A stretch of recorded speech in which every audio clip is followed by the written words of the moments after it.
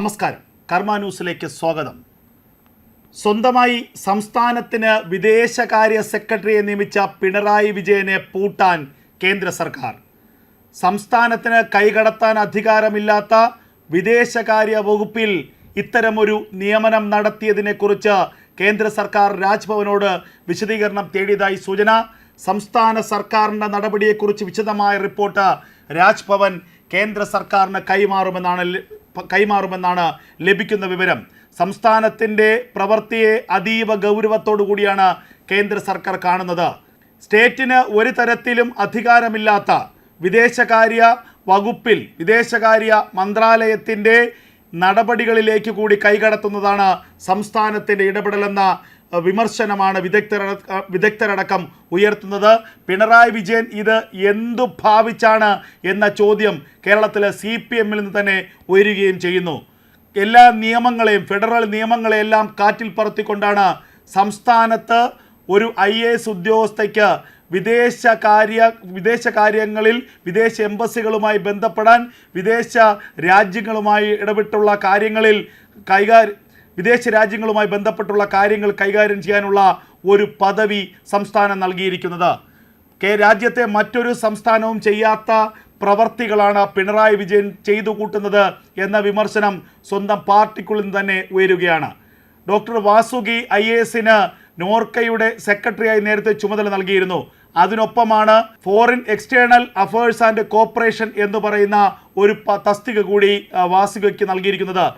ഇതുമായി ബന്ധപ്പെട്ട ഉത്തരവിൽ തന്നെ വ്യക്തമാക്കുന്നത് വിദേശ രാജ്യങ്ങളിലെ എംബസികളിലെ ഉദ്യോഗസ്ഥരുമായി ആശയവിനിമയം നടത്തുക, വിദേശ രാജ്യങ്ങളിൽ ജോലിയെടുക്കുന്ന ആളുകളുമായി ആശയവിനിമയം നടത്തുക, അതായത് വിദേശ എംബസികളുമായുള്ള ഇടപെടലുകൾക്ക് വേണ്ടി സംസ്ഥാന സർക്കാർ ഒരു ഉദ്യോഗസ്ഥയെ തീരുമാനിച്ചിരിക്കുന്നു.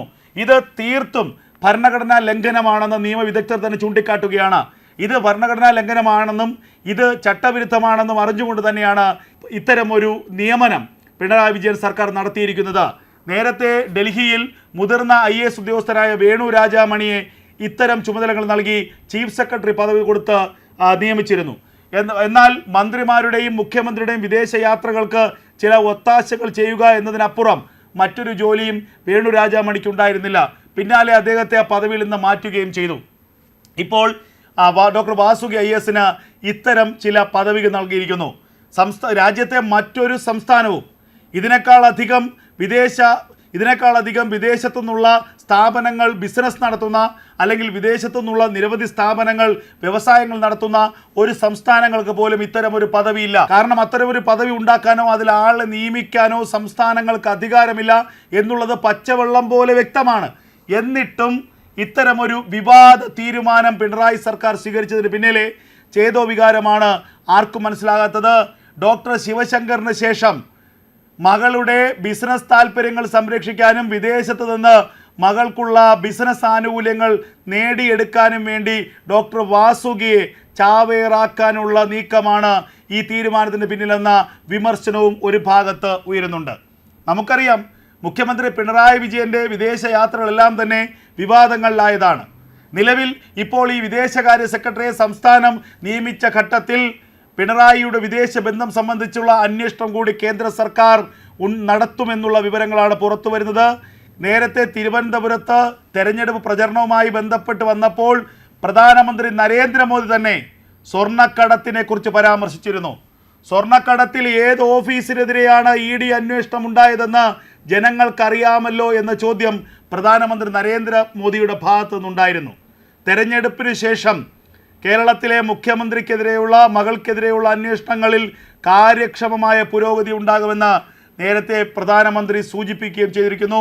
ഇപ്പോൾ അതിനൊരു കാരണം പിണറായി സർക്കാർ തന്നെ ഉണ്ടാക്കി കൊടുത്തിരിക്കുന്നു.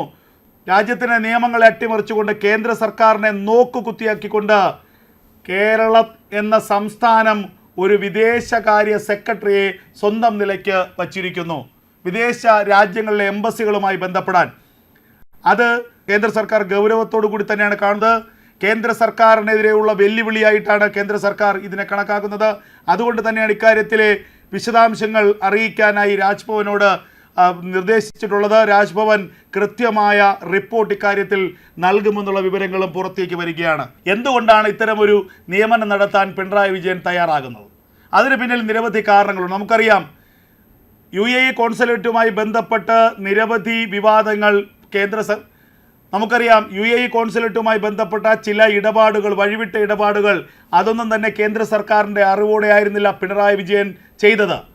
സ്വർണ്ണക്കടത്തിൽ ആരോപണ വിധേയനായ മുഖ്യമന്ത്രിയുടെ ഓഫീസ്, അതുപോലെ ഖുറാൻ കടത്തിയത്, വിദേശത്ത് നിന്ന് കേന്ദ്ര സർക്കാരിൻ്റെ അനുമതിയില്ലാതെ ഖുറാൻ കടത്തിക്കൊണ്ടുവന്നത്, UAE കോൺസുലേറ്റുമായി ബന്ധപ്പെട്ടുകൊണ്ട് നടത്തിയ നിരവധി ഇടപാടുകൾ, UAE സുൽത്താനെ കേന്ദ്ര സർക്കാരിൻ്റെ അറിവില്ലാതെ സ്വന്തം ഔദ്യോഗിക വസതിയിലേക്ക് ക്ഷണിച്ചു വരുത്തിയത് അടക്കമുള്ള നിരവധി ആരോപണങ്ങളും ആക്ഷേപങ്ങളും പിണറായിക്കെതിരെ കഴിഞ്ഞ കാലങ്ങളുണ്ടായിരുന്നു. പിണറായിയുടെ ഓരോ വിദേശയാത്രയും വിവാദങ്ങളാണ് എന്നുള്ളത് നമുക്കറിയാം. ഓരോ വിദേശയാത്ര പോകുമ്പോഴും ഗൾഫ് നാടുകൾ ടച്ച് ചെയ്യാതെ പിണറായി വിജയൻ പോകാറുമില്ല, വരാറുമില്ല. അപ്പം ഗൾഫ് നാടുകളിൽ എന്താണ് പിണറായിയുടെ ബിസിനസ്? പിന്നീട് ഇക്കാര്യത്തിൽ ചില ആക്ഷേപങ്ങൾ സ്വപ്ന സുരേഷ് അടക്കമുള്ളവർ ഉന്നയിക്കുകയും ചെയ്തു. മുഖ്യമന്ത്രി പിണറായി വിജയൻ്റെ മകൾ വീണ വിജയന് ഗൾഫ് നാടുകളിൽ ബിസിനസ് സംരംഭങ്ങളുണ്ട്, ബിനാമി പേരുകളിലാണ് ബിസിനസ് സംരംഭങ്ങൾ നടത്തുന്നത് എന്ന് ആക്ഷേപം ഉന്നയിച്ചത് സ്വപ്ന സുരേഷ് തന്നെയാണ്. സ്വപ്ന സുരേഷ് ഇത് സംബന്ധിച്ച് കോടതിയിൽ രഹസ്യമൊഴിയും നൽകിയിരുന്നു. ഇതൊക്കെ EDയുടെ അന്വേഷണ പരിധിയിലുള്ള വിഷയങ്ങളാണ്.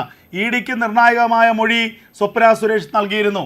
അതിനു പിന്നാലെയാണ് മാസപ്പടി കേസിൽ മുഖ്യമന്ത്രിയുടെ മകൾ പിണറായി വിജയനെതിരെ വലിയ ആക്ഷേപവും ആരോപണവും ഉയരുന്നത്. മാസപ്പടി കേസിൽ ആദായനികുതി വകുപ്പ് തന്നെ വീണ വിജയനെതിരെയുള്ള കൃത്യമായ തെളിവുകൾ കണ്ടെത്തിയതാണ്. കൊച്ചി കേന്ദ്രീകരിച്ചുള്ള സ്വകാര്യ കരിമണൽ കമ്പനിയായ KMMLുമായി ബന്ധപ്പെട്ട് 1,76,00,000 രൂപ മാസപ്പടിയായി കൈപ്പറ്റിയെന്നതാണ് EDയുടെ കണ്ടെത്തൽ. മുഖ്യമന്ത്രി എന്ന നിലയ്ക്ക് പിണറായി വിജയനെ സ്വാധീനിക്കാൻ വേണ്ടി സ്വകാര്യ കരിമണൽ കമ്പനിയായ KMML മകളായ വീണ വിജയന് നൽകിയതാണ് ഈ 1,76,00,000 രൂപ. ഒരു സേവനവും നൽകാതെയാണ് വീണ വിജയന് പണം കൈമാറിയതെന്ന് KMML MD തന്നെ EDയോട് വെളിപ്പെടുത്തിയതാണ്, ആദായനികുതി വകുപ്പിനോട് വെളിപ്പെടുത്തിയതാണ്. ഇതിന് പിന്നിൽ കൊച്ചി കേന്ദ്രീകരിച്ചുള്ള 125 കോടി രൂപയുടെ കരിമണൽ ഇടപാടാണെന്ന് മാത്യു കുഴൽനാടൻ MLA ആരോപണം ഉന്നയിക്കുകയും ചെയ്തു. ആ ഇടപാടിൻ്റെ ചെറിയൊരു ശതമാനം മാത്രമാണ് 1,76,00,000 രൂപയായി വീണ വിജയൻ്റെ അക്കൗണ്ടിലേക്ക് വന്നത്. അങ്ങനെ കേരളത്തിൻ്റെ മുഖ്യമന്ത്രി പിണറായി വിജയനെതിരെ നിരവധി ആക്ഷേപങ്ങളും ആരോപണങ്ങളും നിലനിൽക്കുന്നു. കേന്ദ്ര സർക്കാരിൻ്റെ അന്വേഷണം പല വഴിക്ക് നടക്കുന്നുണ്ടെങ്കിലും പിണറായിയിലേക്കോ പിണറായിയുടെ മകളിലേക്കോ അന്വേഷണം പൂർണ്ണമായും എത്തുന്നില്ല എന്നുള്ളത് സംശയത്തിനൊക്കെ ഇട നൽകിയ കാര്യമാണ്. തെരഞ്ഞെടുപ്പിൽ കോൺഗ്രസ് ഇത് വലിയൊരു രാഷ്ട്രീയ ആയുധമായി ഉപയോഗിക്കുകയും ചെയ്തു. കേന്ദ്ര സർക്കാരും പിണറായി വിജയനും തമ്മിൽ വലിയ അന്തർധാരയുണ്ട് എന്നായിരുന്നു കോൺഗ്രസിൻ്റെ ആരോപണം. അല്ലെങ്കിൽ ഇത്രത്തോളം തെളിവുകൾ ഉണ്ടായിരുന്നിട്ടും എന്തുകൊണ്ട് പിണറായി വിജയനിലേക്കോ പിണറായി വിജയൻ്റെ മകളിലേക്കോ അന്വേഷണം എത്തുന്നില്ല? ആ ആക്ഷേപങ്ങൾക്കൊക്കെ തന്നെ ചില അടിസ്ഥാനങ്ങളുണ്ട് എന്ന സംശയങ്ങളുണ്ടായപ്പോഴാണ് തെരഞ്ഞെടുപ്പ് വന്നത്. തെരഞ്ഞെടുപ്പിന് പിന്നാലെ പിണറായിക്കെതിരെ ശക്തമായ നടപടി ഉണ്ടാകുമെന്ന് കേരളത്തിൽ നിന്നുള്ള BJP നേതാക്കൾ തന്നെ ആവർത്തിച്ചു പറഞ്ഞു. അല്ലാതെ മുന്നോട്ട് പോകാനാകില്ലെന്നായിരുന്നു കേരളത്തിലെ BJP നേതാക്കളുടെ തന്നെ കൃത്യമായ നിരീക്ഷണം. കേന്ദ്രമന്ത്രി V മുരളീധരൻ അടക്കമുള്ളവർ കേന്ദ്ര സർക്കാരിൽ ഇതുമായി ബന്ധപ്പെട്ട് സമ്മർദ്ദം ചെലുത്തുമെന്നുള്ള സൂചനകളും നൽകിയിരുന്നു. അതിന് പിന്നാലെയാണ് ഇപ്പോൾ കേന്ദ്ര സർക്കാരിനെ തന്നെ വെല്ലുവിളിച്ചുകൊണ്ടുള്ള ചില നടപടികളുമായി പിണറായി വിജയൻ രംഗത്ത് വന്നിരിക്കുന്നത്. കേന്ദ്ര സംസ്ഥാന ബന്ധം വഷളാക്കുന്ന രാജ്യത്തിൻ്റെ ഫെഡറൽ സംവിധാനത്തെ തകർക്കുന്ന ഒന്നാണ് പിണറായി സർക്കാരിൻ്റെ നടപടിയെന്ന് നിയമവിദഗ്ധർ തന്നെ ചൂണ്ടിക്കാട്ടുകയാണ്. നോർക്ക സെക്രട്ടറി ഡോക്ടർ വാസുകിയെ വിദേശകാര്യ സെക്രട്ടറിയായി നിയമിച്ച ഈ മാസം 15-നാണ് പൊതുഭരണ പൊളിറ്റിക്കൽ വിഭാഗം വിവാദ ഉത്തരവ് പുറത്തിറക്കിയത്. നിലവിലുള്ള ചുമതലകൾക്ക് പുറമെ വിദേശ സഹകരണവുമായി ബന്ധപ്പെട്ട കാര്യങ്ങളുടെ അധിക ചുമതല കൂടി വാസുകി വഹിക്കുമെന്നും ഇതുമായി ബന്ധപ്പെട്ട എല്ലാ കാര്യങ്ങളും വാസുകി ഏകോപിപ്പിക്കുമെന്നും ഉത്തരവിൽ പറയുന്നു. വിദേശ രാജ്യങ്ങളുമായി നേരിട്ട് ബന്ധപ്പെടാനോ വിദേശ രാജ്യങ്ങളിലേക്ക് സെക്രട്ടറിയെ നിയമിക്കാനോ ഒരു സംസ്ഥാനത്തിനും അധികാരമില്ല. ഭരണഘടന പ്രകാരം ഇക്കാര്യത്തിൽ പൂർണ്ണ അധികാരമുള്ളത് വിദേശകാര്യ മന്ത്രാലയത്തിന് മാത്രമാണ്. അതായത് ഭരണഘടന വരെ ലംഘിച്ചാണ് വിദേശകാര്യ സെക്രട്ടറിയെ സംസ്ഥാനം നിയമിച്ചത് എന്നുള്ളത് ഇതിലൂടെ വ്യക്തമാണ്.